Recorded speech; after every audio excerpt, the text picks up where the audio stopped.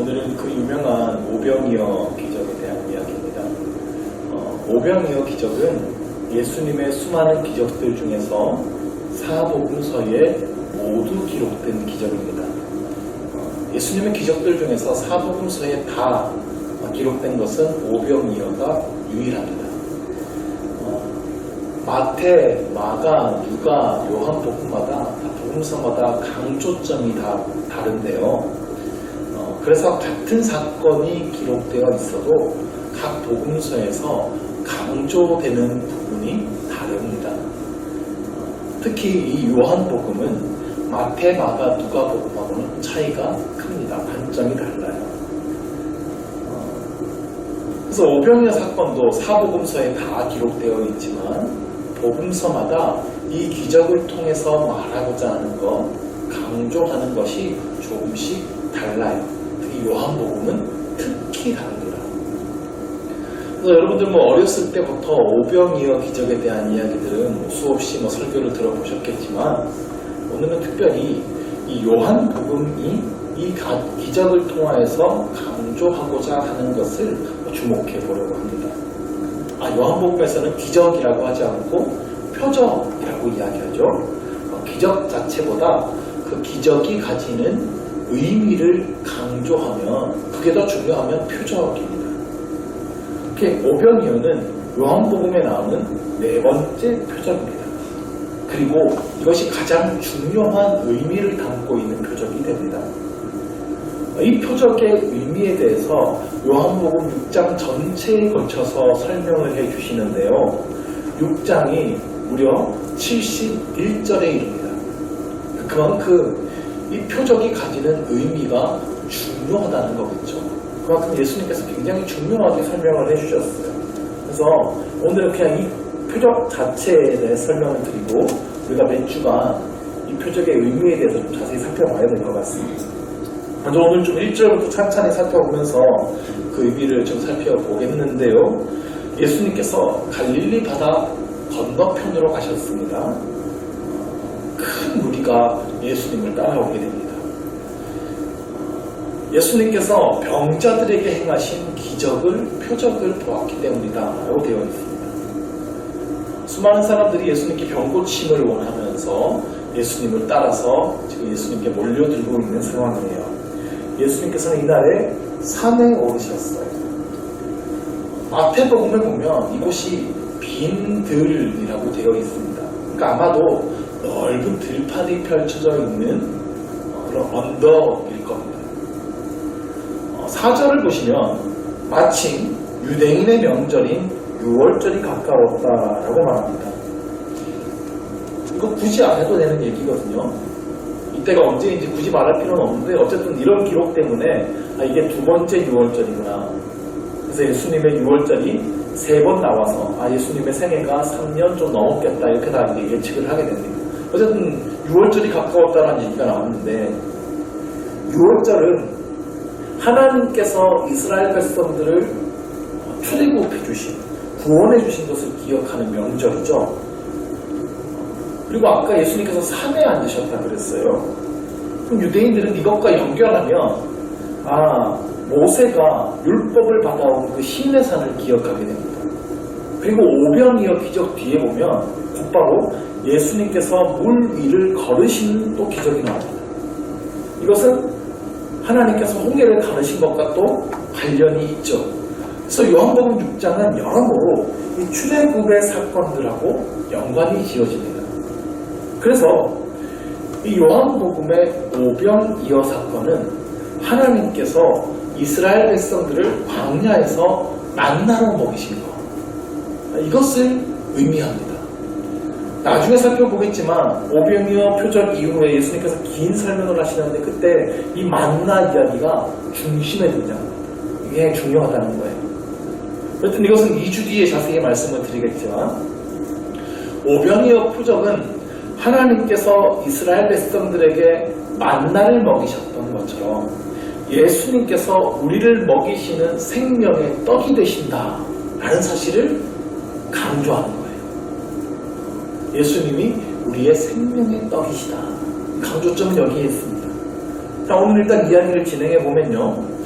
이제 5절을 보시면 예수께서 눈을 들어 큰 무리가 자기에게로 오는 것을 보시고 빌립에게 이르시되 우리가 어디서 떡을 사서 이 사람들을 먹이겠느냐 하시니. 자, 빌립에게 질문을 던지셨어요. 예수님의 제자죠.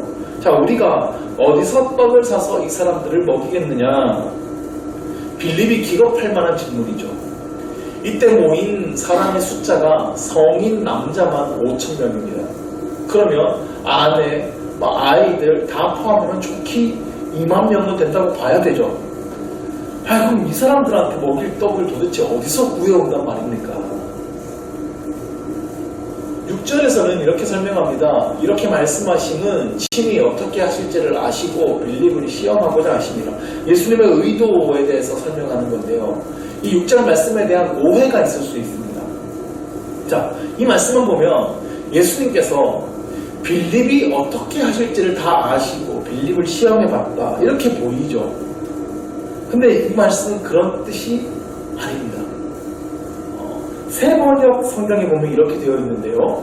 예수께서는 빌립을 시험해 보시고자 이렇게 말씀하신 것이었다. 예수께서는 자기가 하실 일을 잘 알고 계셨던 것이다. 이게 정확한 번역입니다. 그러니까 예수님께서 빌립이 어떻게 대답할지를 다 알고 계셨다 이런 뜻이 아니라 예수님께서 지금 상황에서 지금 자신이 무슨 일을 행하실지를 잘 알고 계셨다는 거예요. 그것은 이 모인 무리들에게 떡을 나눠주는 것이죠. 근데 그에 앞서서 제자들의 믿음을 시험해 보시고자 한 겁니다. 여기서 시험이란 시험거리를 던져주는 것이 아니라 제자들의 믿음의 수준을 점검해 보시는 거예요. 지금 제자들이 어느 정도 믿음에 와 있는지 이걸 점검하고 드러내 보이고자 하신 거예요. 예수님께서 지금 이 기적을 일으키시기 전에 제자들이 예수님에 대해서 얼마나 믿고 있는지, 예수님을 어떤 분으로 믿고 있는지를 점검해 보시고자 이 질문을 던지신 겁니다. 자, 빌립이 대답합니다. 빌립이 대답하되 각 사람으로 조금씩 받게 할지라도 200데나리온의 떡이 부족하리이다. 빌립이 곧바로 계산기를 두드렸어요. 지금 모여있는 사람들이 2만 명 정도 되는데 이 사람들에게 빵을 조금씩만 나눠준다 하더라도 200데나리온은 들 텐데 우리는 그 돈이 없습니다. 한 데나리온은 일용직의 하루 일당입니다. 그러니까 200일치 일당이 필요하다는 거예요. 어마어마한 돈이죠. 근데 자기들에게 그런 돈이 있단 말입니까? 없단 말입니까? 없단 말입니다. 그러니까 이 사람들에게 지금 예수님께서 빵을 사 먹여라 라고 하는 건 예수님 불가능한 얘기입니다. 우리 감당할 수 없는 일입니다. 이 얘기를 지금 하고 있는 거예요.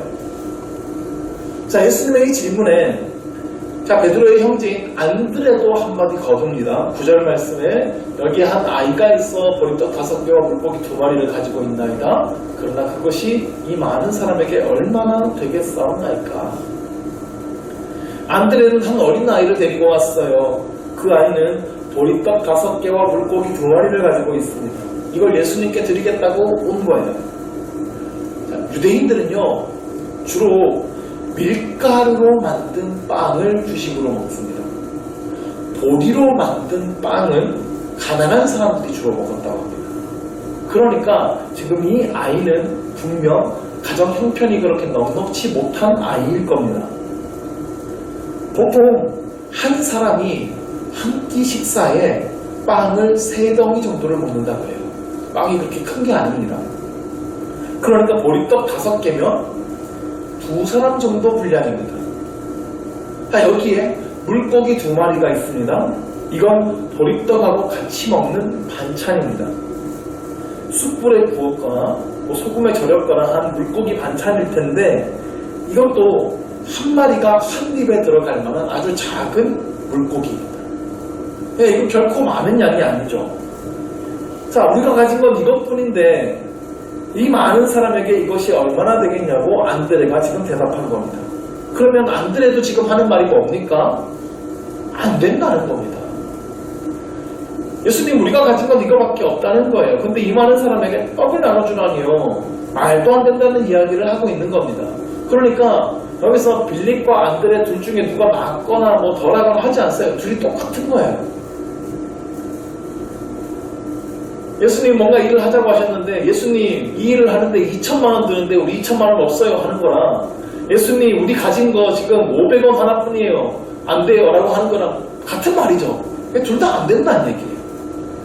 자, 그런데 오늘 본문에서요 우리가 좀 주목해 봐야 될 게 있습니다. 자, 다시 한번 예수님의 질문을 잘 보십시오. 예수님의 질문은 어디서 떡을 사서 이 사람들을 먹이겠느냐, 이게 예수님의 질문이에요. 그러니까 예수님은 지금 자, 이 사람들에게 떡을 사 먹이려면 얼마나 들겠느냐라고 묻지 않으셨다는 겁니다.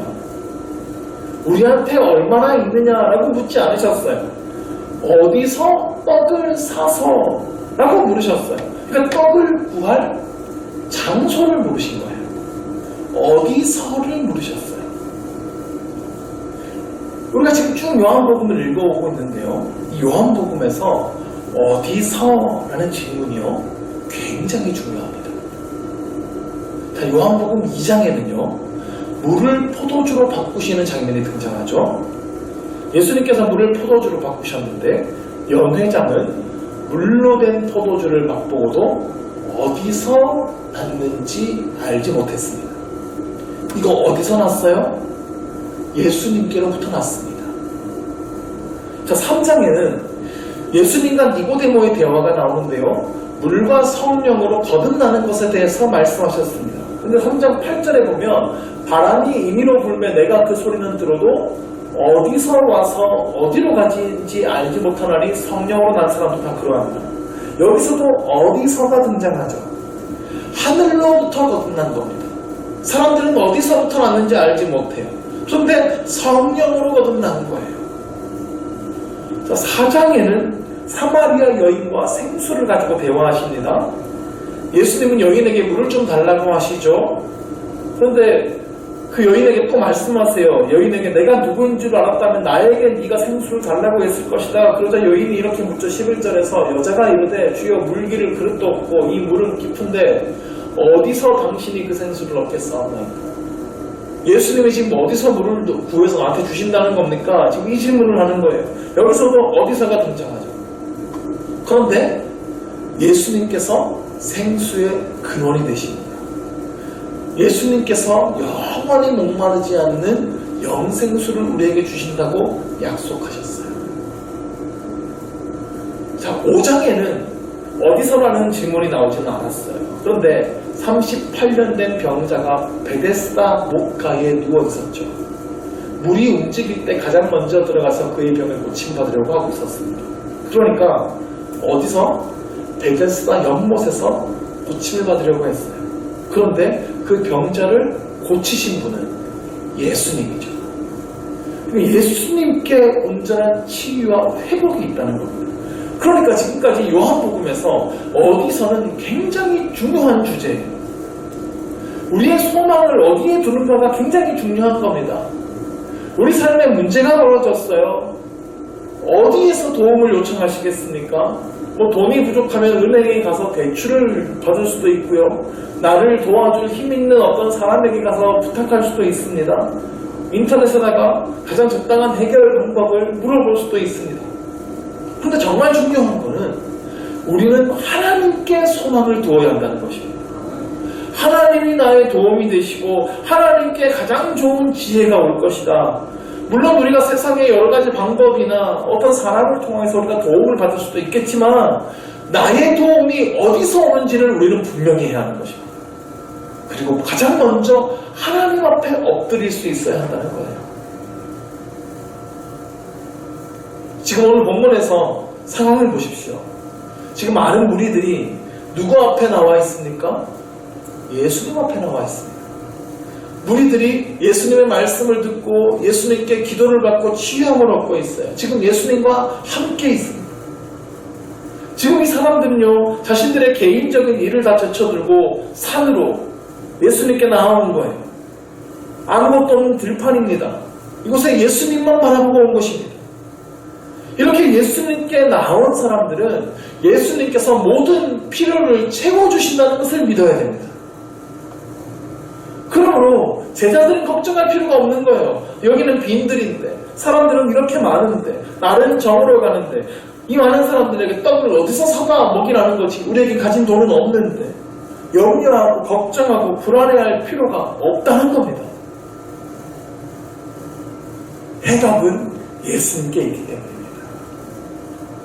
오늘도 여러분들 지금 예수님 앞에 이렇게 나와 계십니다.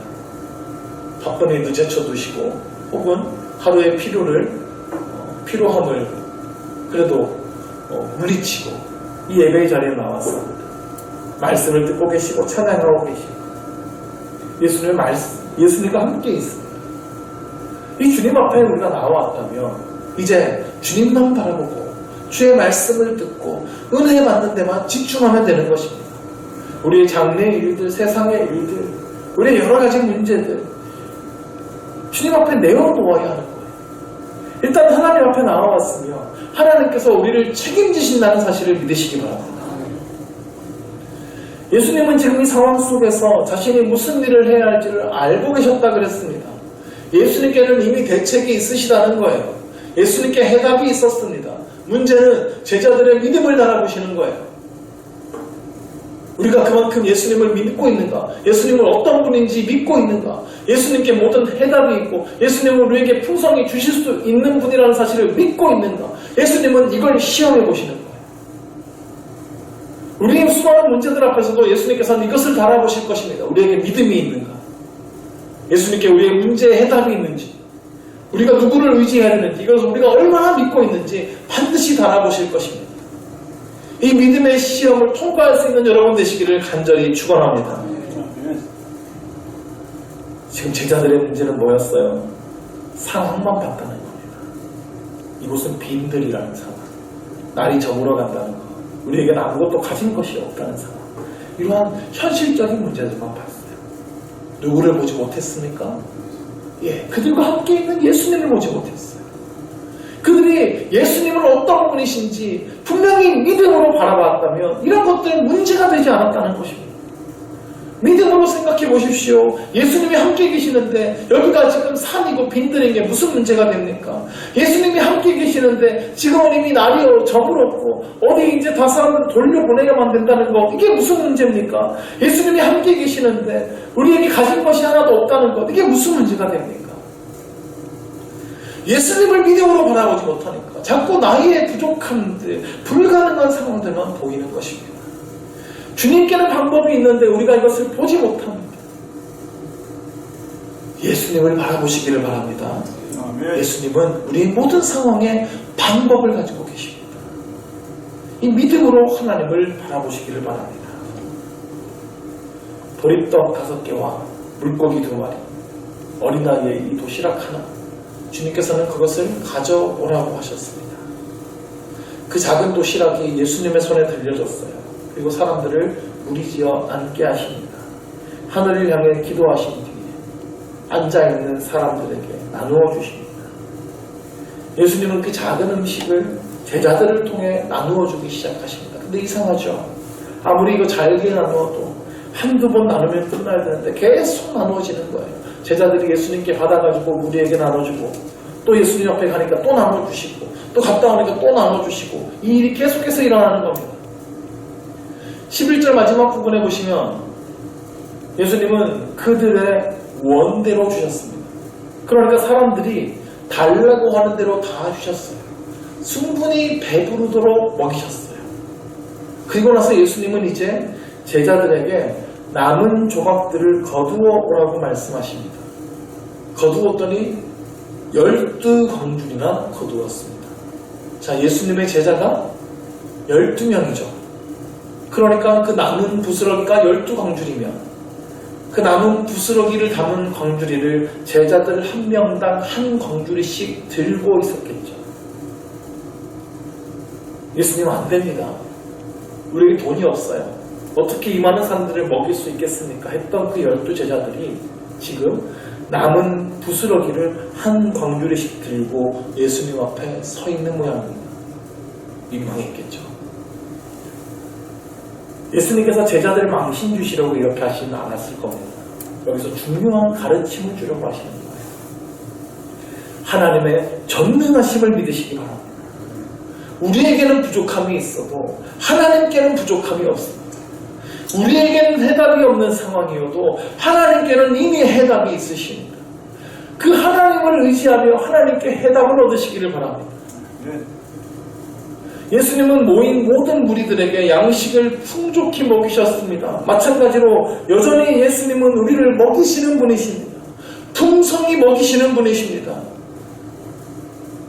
세상의 모든 걱정과 근심은 덜어버리고 우리를 먹이시는 예수님을 믿음으로 바라보시기를 바랍니다. 또한 가장 중요한 것은 예수님은 우리의 생명의 양식이 되십니다. 날마다 말씀으로 우리를 풍족히 먹이시기를 원하십니다. 예수님 안에 있는 그 영원한 생명을 우리에게 풍성히 나누어 주기를 원하세요. 주님이 나누어 주시는 그 영생의 기쁨을 풍족히 누리시기를 바랍니다. 날마다 주님께 그 은혜를 사모하십시오. 주님은 넘치도록 은혜를 부어주실 것을 믿습니다.